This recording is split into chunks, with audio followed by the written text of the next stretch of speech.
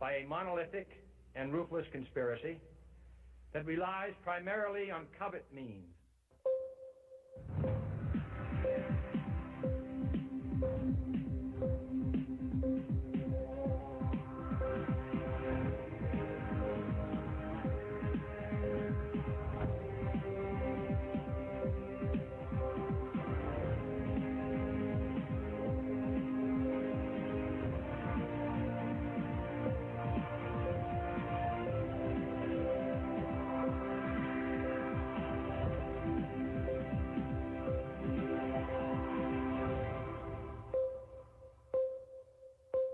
Connecting the Dots with Dan Happel.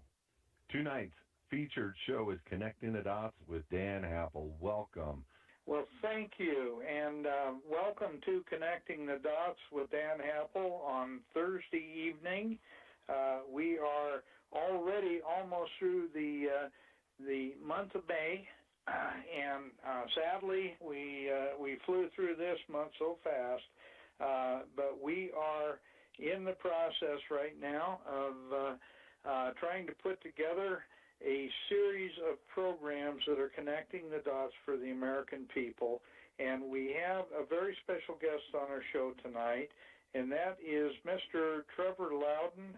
Trevor has been on this program several times before, but we did a program back in, I believe it was in November of last year, and it was called The Real Enemies of America. And we're basically, this program will be part 2 of that earlier program, How America is Being Destroyed from Within. And Trevor Loudon has the unique position of being one of the most patriotic people in America, and he happens to be from New Zealand. And it amazes me, but so many of the really strong patriots in our country have come from somewhere else, and they realize just exactly how much we have been giving up and how most Americans have been asleep at the wheel and allowed a lot of very nasty things happen. And they come from areas that have probably cherished those rights more than we do. And that's a sad statement, but it's a reality that most Americans don't appreciate all the blessings that God has given us. And the first and the most important of those blessings is unalienable rights under our Constitution and the rights of individuals to own property and have true liberty and freedom.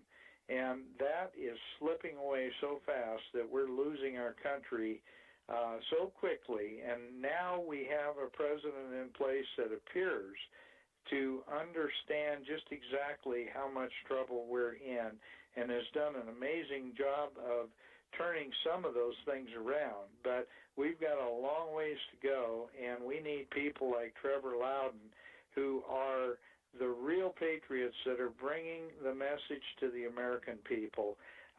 Trevor, welcome to tonight's show. I thank you for being a guest again. You have always been just an incredible influence on our programs because people want to hear what you have to say, and you do such a powerful job of explaining exactly how we are being eaten alive from within by people who are not concerned about protecting our Constitution. They're concerned about destroying it. And it's sad that we have that in our country, but thank God there are people like you out there that are willing to be the watchman on the wall. Trevor, would you like to tell our listeners a little bit about you, and then let's go ahead and get into the discussion of the enemies within. Well, thank you very much for that intro, Dan, and it's always great to be on the program, and I'm certainly looking forward to coming up to the Red Pill Expo in not too long a time. I'm from New Zealand, as the accent gives away. I've been coming here about 5 or 6 years now. I've toured all over your country, spoken to at least 400 groups, and my message is very simple, is that Your Constitution tells you you need to guard against enemies, foreign and domestic. And the domestic ones are way more dangerous than the foreign ones, and nobody's doing a darn thing about them. And I think it's only in the last year have people realized just how bad the internal danger is, the so-called deep state, the protesters on the street, the Antifa, the Black Lives Matter. All of these are manifestations of some form of communism, and that is where your deep state is coming from. You're in the throes of a Marxist revolution in your country, and the only thing between you and going under is President Trump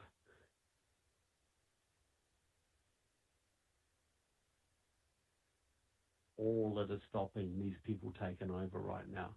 So that's where I am at, and I come here because if America goes down, so does every other Western country, including my own New Zealand.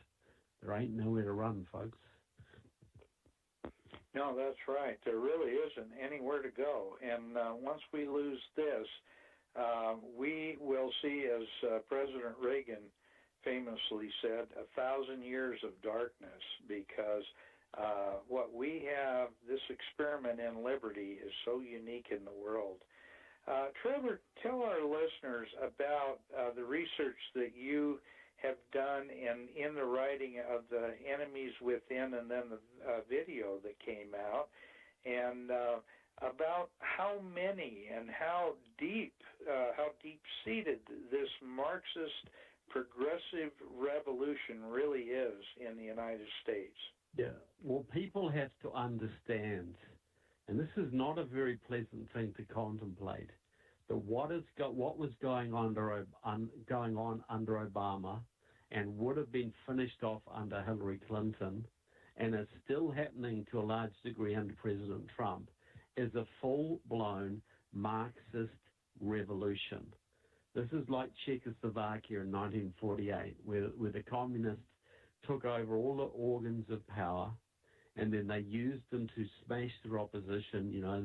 They used the government to basically destroy its opposition, as Obama was doing, and then they completely consolidate their power, and only when they completely have total unchallenged power do they tell people what they are.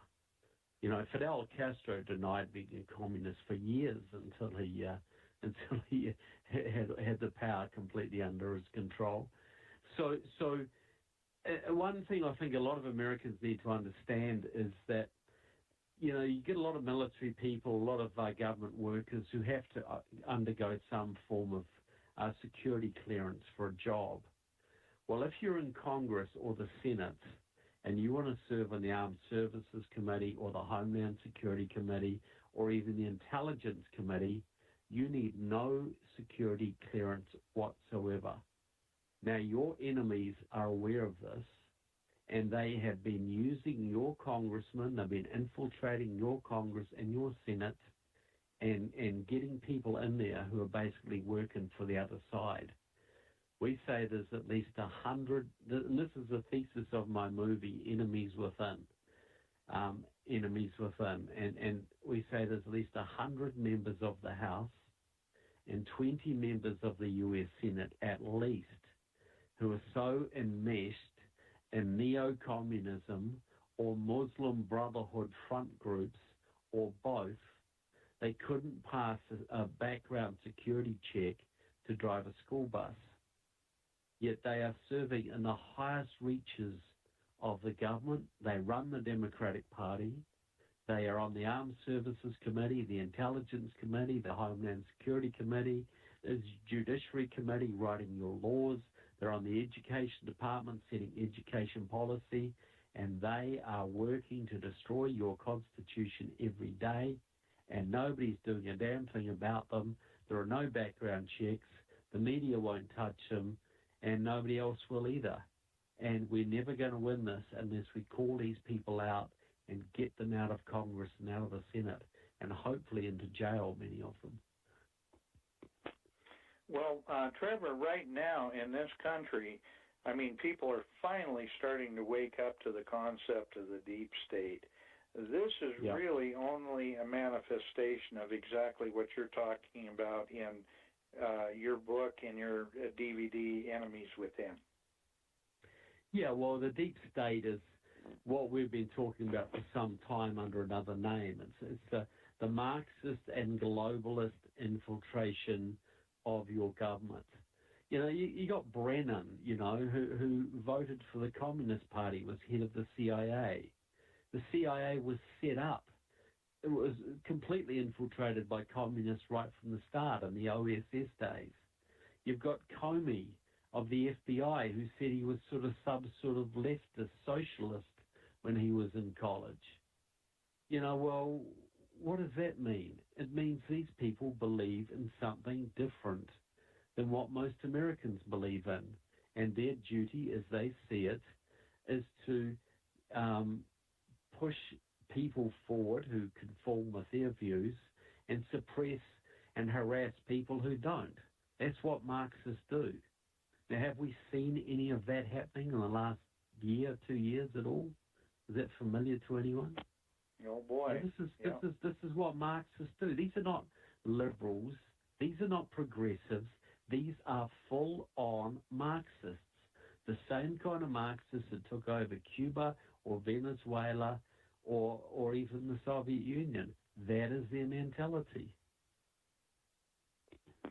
Yep, you're absolutely right. And one of the things that I think people are really overlooking is the fact that not only are these people Marxists, but they've sworn an oath to uphold, protect, and defend our Constitution. And they're liars on top of everything else. And that's one of the things that we have to understand about Marxists. A lie is only a means to an end. They had never had any intention of honoring those oaths of office. Well, you know, the Soviet Union was famous for betraying every treaty it ever signed. Because if you're a communist, your word means nothing. All it is tactics. My next book, one of my next books, is on the U.S. Senate and the traitors in there. And the front cover is going to be somebody from behind, somebody in a suit saluting the flag, and behind their back, their fingers are crossed. And that's what we have to understand. You know, Marxists operate on a different moral system than we do. Lying, cheating, stealing is perfectly okay. Not even okay, it's morally obligated to further the revolution. And then you have the Muslim Brotherhood, the Islamists who are infiltrating the country in tandem with the communists. Well, they have a concept called taqiyya, which means defending Sharia, defending Islam, but it is a broad enough concept that any form of defense is acceptable, including lying. So they will happily lie to cover their tracks and to infiltrate the country. So we're dealing with people that don't work on our system of morality. So we have to get very serious about internal security and set the FBI and other agencies or the clean aspects of the FBI after these people before it's too late. Yeah, and I think John Brennan is a perfect example of someone very deeply enmeshed in the American security apparatus, and John Brennan is even acknowledged as a Marxist, as a communist, and he is also, my understanding, that he converted to Islam when he was over in Iraq. No, Saudi Arabia. He Saudi Arabia, okay. Mm-hmm. When he was a CIA station chief in Saudi Arabia. John Guandalo is very adamant, and he's a former FBI agent. He was, he knows people around Brennan. He was very adamant he converted to Islam. So you've got the head of the CIA who voted for the Communist Party, was actively involved with communists as a young man, and converted to Islam. Now, do you think he would pass a security background check to work in a bank, or be a realtor in Florida. There's no way that man could pass any form of background check, yet he is running the CIA, the most powerful intelligence agency, or probably second to the KGB in the world. Supposedly working on our side. Well, he's not on our side. He's working against us. And we have to understand that. This is a civil war. This is a non-shooting civil war that is going on in America right now. And these people are part of the enemy, the anti-constitutional forces. Mm-hmm. Well, and Trevor, you certainly know this better than anyone, but we didn't win the Cold War. The communists early on discovered that they couldn't win a war against the United States economically, and so they've been planning for a long time to feign that they are changing, or they are turning into free market economies, when in fact they're doing the exact opposite. And they've been working underground within our system to destroy our system for the last at least 40 or 50 years, and it's been on hyperdrive for the last 40 years. Well, that's right. The collapse of communism, Reagan put huge pressure on them. They knew that they couldn't survive if they tried to compete directly with America. So they staged a strategic retreat. That's what they did. They retreated. And we foolishly declared that we had won. Well, we hadn't won. We'd forced them into a retreat. And it's like cancer, If you've got a cancer in your body and you cut 90% of it out, but you leave 10% of it in, and then you forget about it for 10 years, what happens? Mm-hmm. Exactly. It metastasizes. It's all through you. And that's exactly where communism is today in America. What we call political correctness, which is in Hollywood, it's in the movies, it's in sport, it's in culture. That is Marxism. That is complete Marxism. Black Lives Matter is a Marxist thing. The gay rights movement is a Marxist thing. The subversion of the churches, the turning of the churches into social justice warriors is a Marxist thing. Most of what your kids are taught in public schools is pure Marxism. So how do we say we beat communism when half of our federal budget is devoted to spreading it, amongst your own people? So we got to, we should rejoice that the Soviet Union collapsed, but they managed it, they came out of it, and now they're stronger than we are in many ways. Militarily, they're far stronger than the United States. They got 3 times more nukes than America has. America hasn't built a new nuclear weapon since 1992, and the shelf life of them is 20 years. So there is serious worry that we even have a nuclear deterrent now, where the Russians have nuclear bombs that could take out Texas. One bomb could take out Texas. So we gotta get, that's why I support President Trump in rebuilding the military as fast as he can, because that's the only thing that's going to stop us from being attacked by Russia and China together. Is we got to get prepared real quick, and we've got to realize the Cold War never ended, and most of it is being carried on within America's borders. Mm-hmm.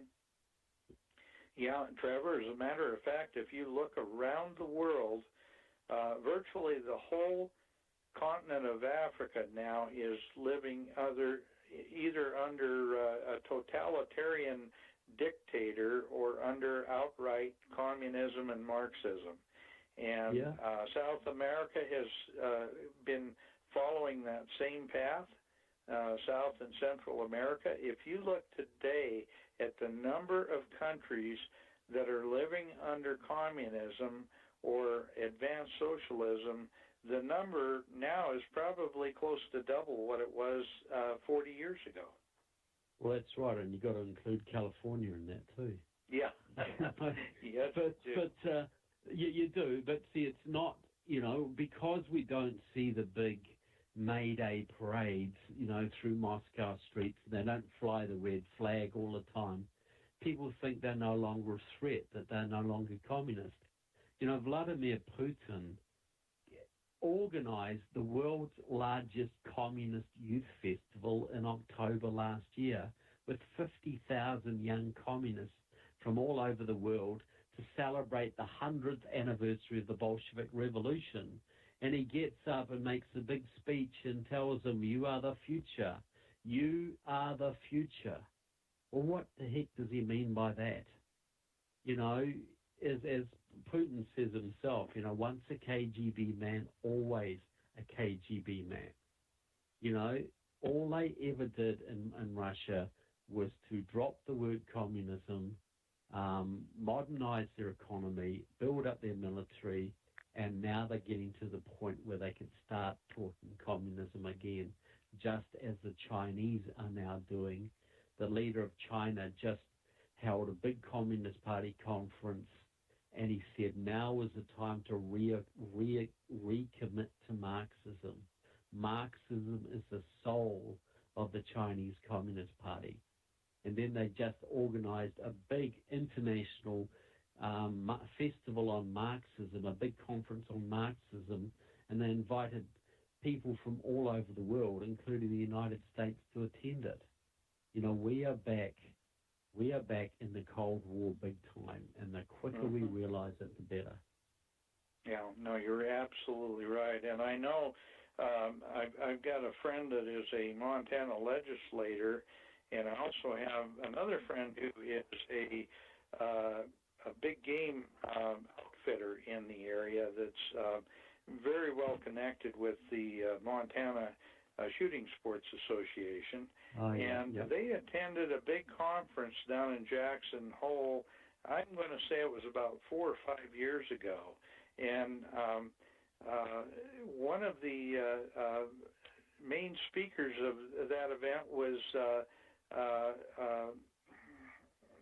for crying out loud, the former premier of the Soviet Union, Gorbachev. Oh, Gorbachev.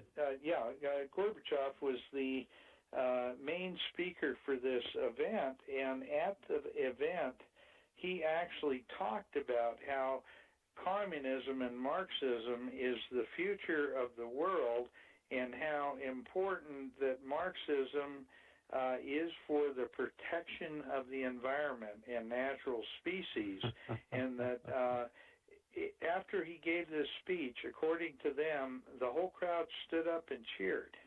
And this is Americans. This is Americans that did that. Yeah, look, we have been breeding young communists in our universities for 40 years now. And now they're in key positions, leaders of the Democratic Party, they're in the media, they're in Hollywood, they're in business. And so, it was long said, Khrushchev said years ago in the 50s or the 60s, we will bury you. We will bring socialism to your country one step at a time till a point of no return. And that is what the Soviets and the Chinese and the Cubans and the Iranians have been doing for decades inside America now. And because you have no internal security virtually, you have no House Un-American Activities Committee, which was destroyed by the communists, you're sitting ducks. Mm-hmm. And people wonder why things are changing so fast and why you're losing your Second Amendment rights and the First Amendment's under attack. Well, if you're having a revolution, you can't have people with guns, and you certainly can't have people who can speak their mind. So that's why they're under attack, because you are in a revolution right now. And there's a bit of a counter-revolution in 2016 with the election that caught the left by surprise. But they're doing everything they can now to overturn that. So we better make sure that President Trump wins the 2018 election in the 2020 election. Otherwise, we're in huge trouble. Mm-hmm. We really are. And, you know, I think, Trevor, a lot of people don't realize that this push for global government that we keep hearing about is a push for global Marxist, really a communist or a fascist global government that is controlled by Marxists. And that is something that the shadow government in our country, the big corporations and all these people that have been funneling money into all these different organizations like Antifa and groups like that, the money that's behind this are the same people that are promoting international communism.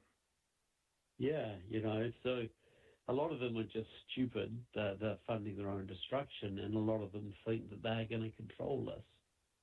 You know, because the rich have always funded communism. You know, the mega rich, because they see communism as a system of centralized wealth and control, which they can benefit from, and in some instances they do. You know, people say, well, communism's always been a failure. Well, I dispute that. I think it's been a fantastic success, because it's not about redistributing wealth. It's not about caring for the underdog or anything like that. It is about the brutal, ruthless centralization of all power and wealth in a very few hands. That is what communism is about. Who is the richest man in North Korea? Who's the richest people in Cuba? Who are the richest people? You know, Putin is a multi-billionaire. You know, it's nothing to do with redistributing wealth. Well, it is. It's taking your wealth and giving it to the bosses, because they want two classes. They want a ruling class and everybody else, so they can treat us like cattle. Mm-hmm. Yeah, absolutely. And we're seeing that. We've had a gentleman by the name of Harry Booyens, who is a South African, on our radio show, and we're seeing that especially in places like South Africa, where the UN and all these liberal organizations touted Mandela as being, the next savior of the world, when in fact he was really a communist thug. He was part of a terrorist group in South Africa. The reason he was in prison was because he was intimately involved in the bombings of public areas and public violence. And that is now what's controlling the South Africans. You know, people say there's no, I'd say 95% of Americans would have no idea that South Africa is a communist-controlled country. Same with Southwest Africa, same with Angola, same with Mozambique, same with Kenya, same with a whole lot of African countries. They don't fly the red flag openly, but they are all communist-controlled. And Nelson Mandela and every president of South Africa since has been a Communist Party member, as have all the ministers of education and public works and everything else. And now they're openly talking about confiscating all the land of the remaining white farmers to do what they did, to the South African farmers, what they've already done in Zimbabwe. And this is the inevitable thing, because the communists don't do things tomorrow.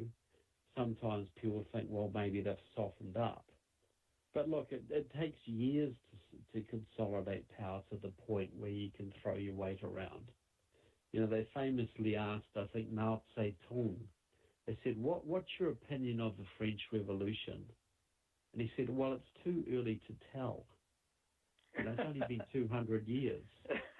This is how they think. This is long term, they think. They think in terms of history. We think in terms of football seasons or election cycles. They think in terms of hundreds of years. Right. You're absolutely right. And that's one of maybe the biggest downfalls of the American people is that we have been conditioned to think in those kinds of soundbite time frames rather than seeing the big picture and the long-term consequences. Well, that's right. Americans are like the ancient Romans, You keep them fat and happy and occupied, watching football and watching TV and watching, American Idol and whatever's on. And as long as the money's coming in and as long as you can watch your sports and that, who cares about what happens elsewhere? Well, the sheep in the pen that are just about to be slaughtered are very fat and happy too. They got a pen, they get fed, everything looks great. But one day they got to go down this chute into a room. Well, yeah, what's the harm of that? And America's the greatest country the world has ever seen, and there are more people in America who are aware of this kind of thing than any other, and more people willing to make a stand. But unfortunately, there's a heck of a lot of people who have been dumbed down through the education system to the point that they know virtually nothing about the political situation, and they are leading us all like sheep to the slaughter. So we have to take full advantage of miraculous events like Donald Trump's election to make sure we can keep the country on an even keel and turn this around. We've been given, in my opinion, a God-given chance to turn this country around, and we should take that very, very seriously because, there's a lot of second chances in the Old Testament, but I don't remember seeing any third chances. No, you're right, and I think God has given us that opportunity, but I also think that God expects us to be brave enough and stand for what is true enough that we will not allow the wrong things to take over. God doesn't like cowards. He likes people of faith. Well, that's right. To be a Christian in the early days of Christianity was pretty much a death sentence, wasn't it? It wasn't going to a church and listening to nice music and driving up in a nice car and shaking the pastor's hand. It was living in a catacomb, trying to spread the gospel with the Romans on your tail, ready to feed you to the lions. That's what Christianity started out as. And I think you need to rediscover that attitude if this country's going to be saved. Now, Christianity is a brave religion. It's a courageous, outward-looking religion. It isn't hiding away in your church. It isn't pretending the world doesn't exist. Look, if you were given the greatest, freest, richest country the world has ever known, with a constitution that comes directly out of the Bible, a system of government for free people, and you've got all these benefits that ensue from that, do you not think you have any responsibility for maintaining that? Do you think you're given this and you have no responsibility for keeping it going for the next generation? You can just fritter it away and think you're going to go to your Savior and get a pat on the head? No, that's right. We've been treating it like a weedy garden, where we really haven't tended our responsibilities, and that is one of the key tenets of our American system of liberty, is also understanding that we have personal responsibility, and that responsibility means we've got to have the guts to stand for what's right. Well, that's exactly right. How many people have died and fought and suffered horribly so Americans could enjoy the liberty they have today? In the Civil War, the War of Independence, the slaughter that went on so that Americans could be free. And so Americans now, so a lot of Christians, a lot of Americans have the idea, well, I don't get involved in politics. There's nothing to do with me. So people have died and risked everything to give you liberty, and you have no responsibility for it. You have no responsibility for maintaining the heritage that you've been given. I think that's going to be one of the sickest ideas out there. You know, that you are given the greatest country the world has ever known, and it's okay to let it go to hell. That's okay. And you'll go to your maker, and you'll expect to be led into heaven. And, well, we'll put it this way, you know, if your neighbor, you get Christians who say, well, look, you know, it's not Christian to be involved in politics, you know, it's a dirty game. Well, you know, think that, you know, if your neighbor is starving and you don't do anything to help them, is that Christian? You know, if your town is being flooded and you refuse to go and help to man the sandbags to stop the flood, is that being Christian? So if your country is going to hell and you refuse to do anything to reverse that, can you call yourself Christian? Yeah, you're right. Yeah, absolutely right. And I've had a number of pastors on my radio show talking about that very thing. And one of the things with the good church leaders is that they don't allow tax-exempt 501c3 regulations and stuff like that to determine what they can say from the pulpit. And we need to return to real Christianity that's based on truth and fundamental principles and biblical teachings. And the only way we're going to get to that is when we've got pastors and people that are in charge of these churches that are willing to stick their neck out a little bit. The Black Robe Regiment of the Revolutionary War, those kind of people. Well, can you imagine most of today's pastors picking up a gun and putting on a uniform and going out to defend their people from tyranny? You know, can you imagine most of them? No, you can't, because the church has been so emasculated. You know, it's been feminized and emasculated, you know, to the point it's almost unrecognizable. And that's why we've got to value the few pastors that we have that actually will take a stand and understand their responsibilities. You know, there would have been no America without the black robed regiments, you know, the ones who, you know, had a Bible in one hand and a long rifle in the other. They understood that was a war for religious liberty. It wasn't about tea taxes. It was about the fact that a whole bunch of people had come from Europe to America for religious liberty, and they were not about to give it up. That's what that war was about. Mm-hmm. And that should be the attitude of pastors today, not just letting it be frittered away. You know, the worst thing that ever happened to American churches is when they were basically given tax-exempt status. And then the Johnson Amendment forbade churches talking about, you know, well, he forbade them from endorsing candidates.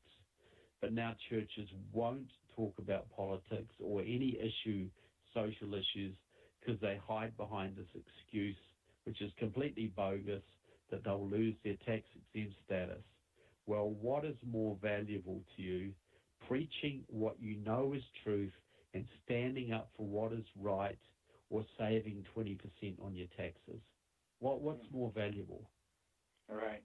No, you're right. You're right. And it's high time that people, our pastors from the pulpit, understand that their responsibility is to protect their flock. Their responsibility is to protect the freedom that their parishioners have, and do it in any way that's absolutely necessary, because that is the essence of our system of government, is common law, natural law. It's called as nature's God, and laws under nature's God are what really created our constitutional system. It's really the foundation of our whole system of government. Well, so the first representative government was under Moses, you know, and that's where that American system of government comes from, representative government. You know, when Moses had thousands of people to look after and they're all coming to him complaining about things, he said, go away and choose from yourselves delegates to come and give me your complaints. So I'm talking to 10 people a day, not 1,000. And that was the beginnings of what you have today. So you've been given a fantastic system, the best political system ever. You know, that's a great gift. Do you think the giver of that gift is going to be pleased if you mistreat it or lose it? Yeah, I certainly don't think so. Well, You know, Trevor, I don't think it shows talk a lot of respect or gratitude when you treat such a great gift so lightly. Yeah, I agree, and it shows a total lack of responsibility as a citizen to stand back and allow the whole system to be destroyed and do absolutely nothing. No, your children have to live in what you leave behind. How can you say you love your children if you condemn them to slavery and do nothing about it? Right, you're absolutely right. Well, you know, you mentioned early on the Red Pill Expo, and I have to tell you that several of the other speakers at that Red Pill Expo are the kind of black robe regiment pastors that we're talking about here tonight. Reverend Matthew Cummings was on my radio show, and I don't know if you're at all familiar with Matthew, but I've heard the name. I've certainly heard of his name. Okay, well, he's a black pastor who was from Detroit, and in 1968, I believe, or 69, he was a 7-year-old kid, and his mother enrolled him in a program called the Children's Community School. And who was the principal of that school? Bill Ayers. And who was his teacher in that school, other than a lady who ultimately ended up blowing herself up making bombs for the Weather Underground. And Matthew's going to be one of the speakers at the Red Pill Expo along with you. And Jesse Lee Peterson is also going to be a speaker. That's great. That's great. That's fantastic. So it's going to be a really, really fantastic, fun weekend, and I really want to have our listeners go to redpillexpo.org site and really consider getting tickets and going to that event, because it is going to have some speakers there that will absolutely blow your mind. And all I can say is that that's what the Red Pill is all about. Trevor, you're familiar with the Red Pill concept, I know. Yeah, I certainly am. And once you take it, there's no going back, you know. That's right. There's no going back. And I'm hopeful that this event will be another one. We did one last year in Bozeman, Montana. That was a fantastic event. We had a virtual sellout to the program in little old Bozeman, Montana, and we had a number of people at that event that said that they'd been to different liberty events around the country for years and years, and this was far and away the best event they had ever been to, that they had ever seen. And so I'm really promoting the Red Pill Expo tonight, because you are one of the speakers there. And all I can say is that, Trevor, I've known you now for a few years. We've crossed paths, I think, when you were first in the United States and first marketing your Enemies Within book, and I'm going to say it was sometime around, I'd have to guess it was 2011 or maybe 2012. Yeah, 12. I think the first time I was in Montana was 2012. Yeah, okay, so that's been a while back. Might have been, just early 2012. Well, I'll tell you, it was a real eye-opener, and I got your book at that event, and since then you've done the DVDs, and I've purchased quite a few of those, and I've done a marvelous job of getting those around to my friends and supporters. So I have to tell you that I'm looking forward to your new endeavor, your new film. You're working on something else now. You mentioned that it's going to get into the senatorial people that...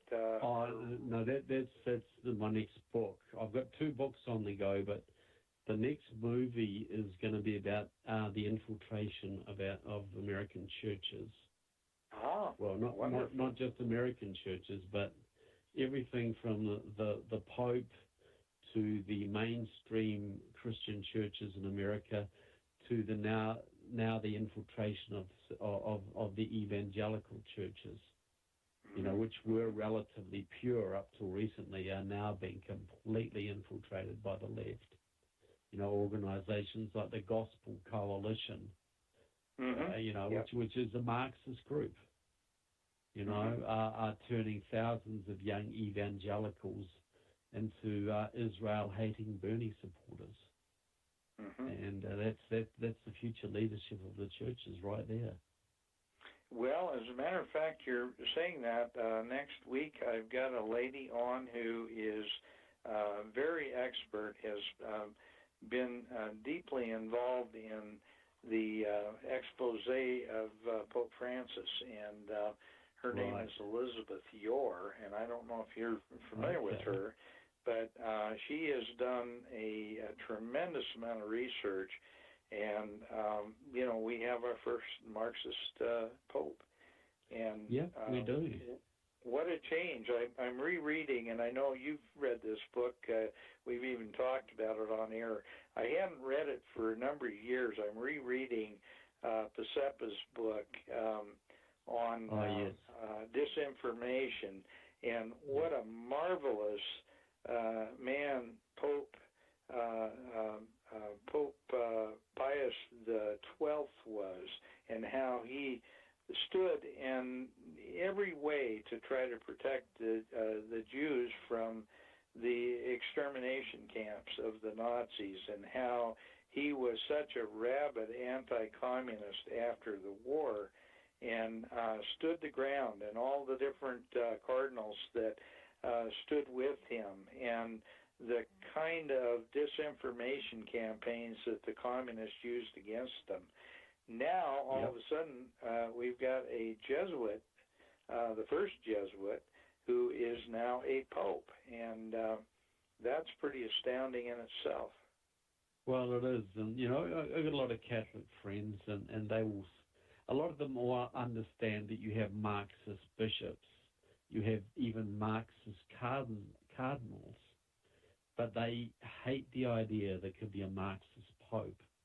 But that's just the reality. You have a pope who is pushing Marxism on hundreds of millions of Catholics, and it's causing huge confusion in the church. It's doing huge damage to the church, and we're going to call him out. Now, this is a guy who worked with the Communist Party in Argentina, who used to hide communist literature from the authorities, who couldn't wait for the Communist Party newspaper to be delivered each week so he could pour through it. This isn't a liberal pope or a progressive pope. This guy is a full-on Marxist, and he's the head of the Catholic Church, one of the greatest anti-communist institutions the world has ever seen, is now run by a Marxist. And that ain't good for any of us. So there's that aspect, but we have to understand that the evangelical churches in America, the young people are being subverted at a heck of a rate. and that has to be exposed too, because these are the people that used to vote for Ronald Reagan and support Israel. Well, now they support Palestine and Bernie Sanders. They've gone way, way, way to the left, and we ain't got much time left to turn that around. Well, and I with that too, in 2 weeks I've got Shahram Hadian, who you're probably familiar with him, is going to be on with Reverend Matthew Cummings, and Pastor Hayden is a gentleman who started out in Islam as a Muslim and converted to Christianity, and now he's one of the most outspoken American pastors on what is happening to the church, and he says exactly what you're talking about, Trevor. We have seen a change in the outlook, in the perspective, and in the teachings of the church. Yes, it's, you go into a lot of churches today, you'll never hear the word salvation or sin or repentance. You'll never hear anything like that, but you will hear a lot about social justice and countering white privilege and global warming and social justice, all this kind of stuff. These are just, many churches today are just left-wing social clubs.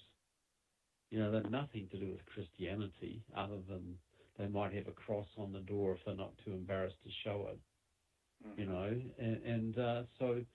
So that's the way American Christianity is going, and you've got thousands of young people who think they're becoming Christians, and really they're just becoming religious Marxists.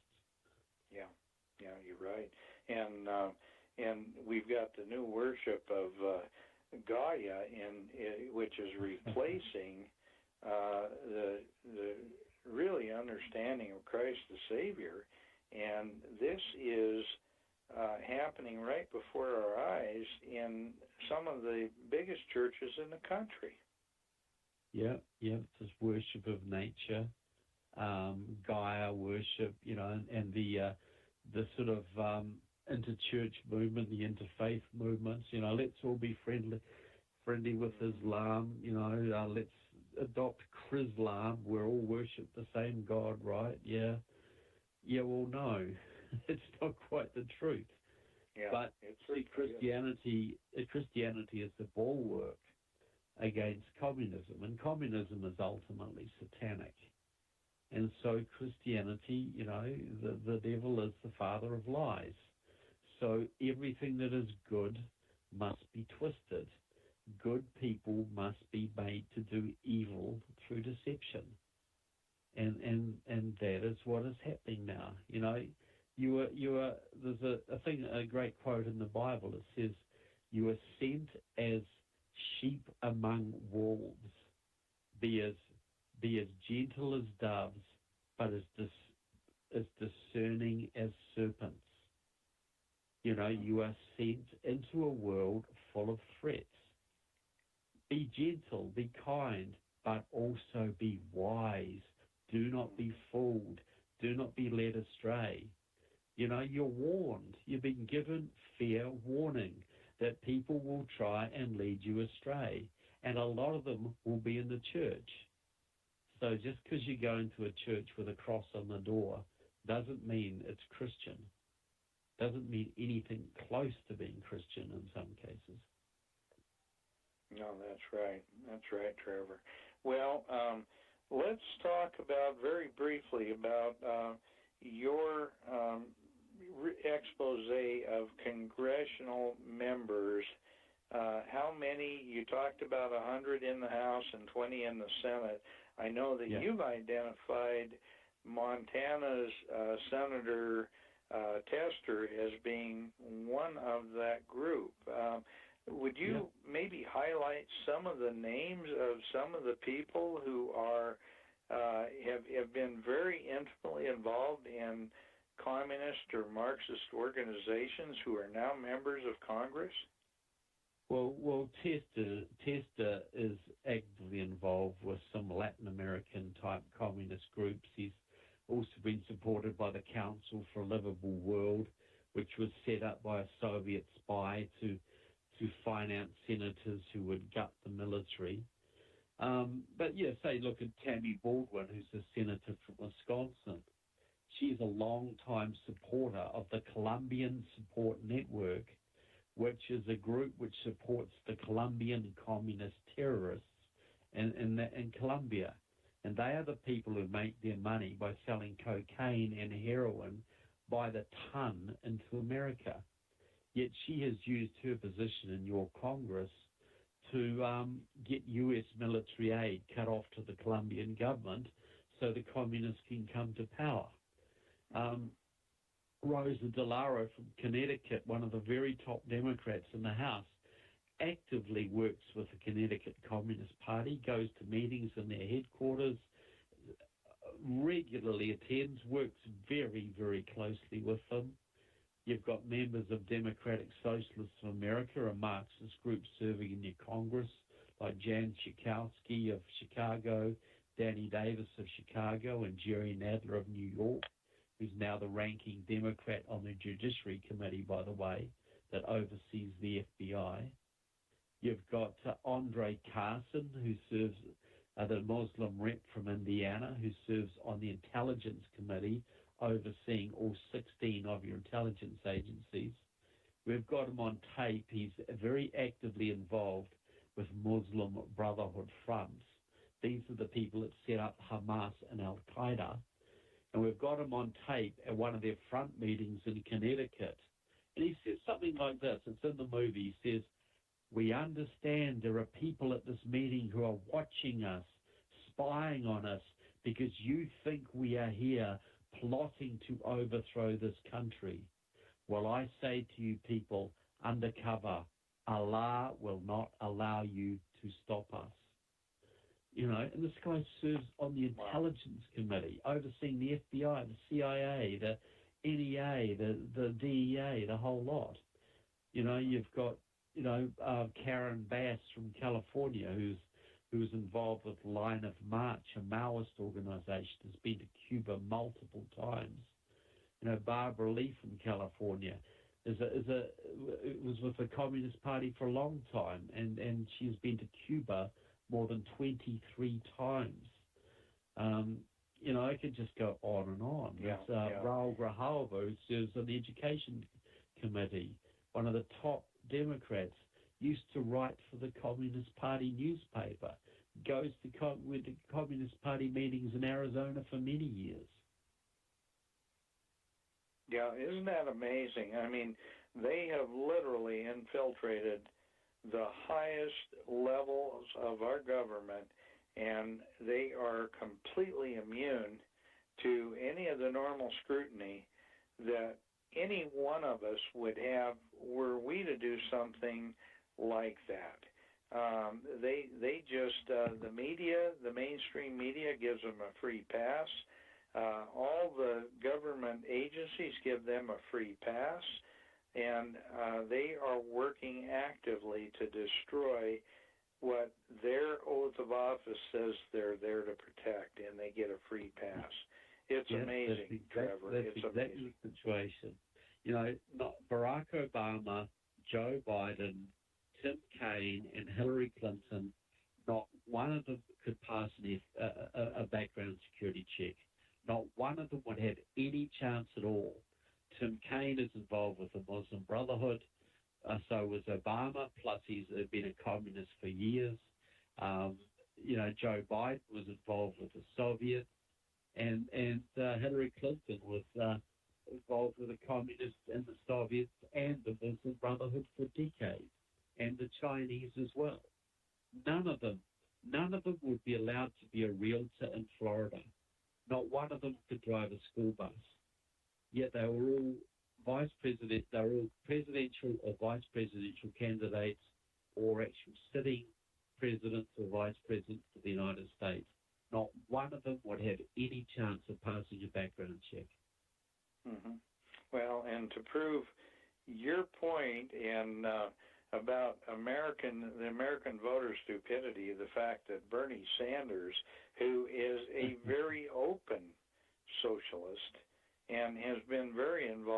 these organizations could have been a front runner in the Democratic primary, and a lot of people say that if it had been a legitimate primary election, that he would have probably won over Hillary Clinton.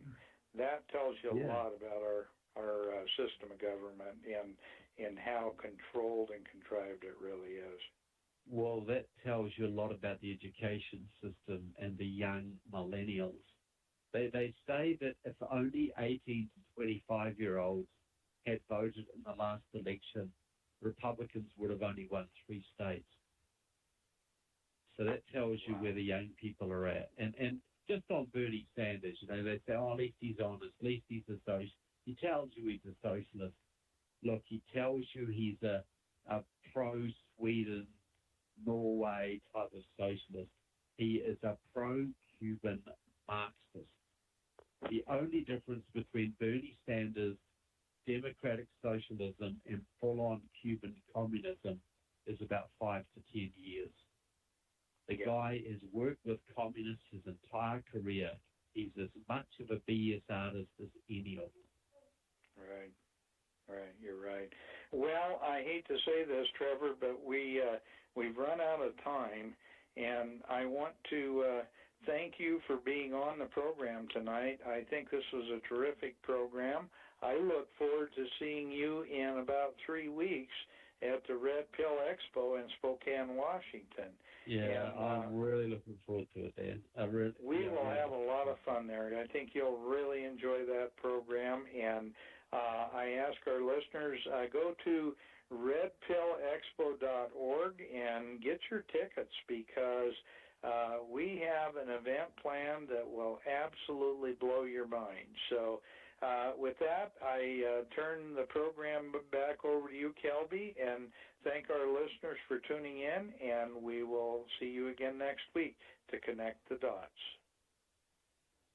Well, thank you very much, Dan. Ladies and gentlemen, that concludes this week's show with Connecting the Dots with Dan Happel. God bless. Good night. We'll see you next Thursday, 6 p.m. Pacific.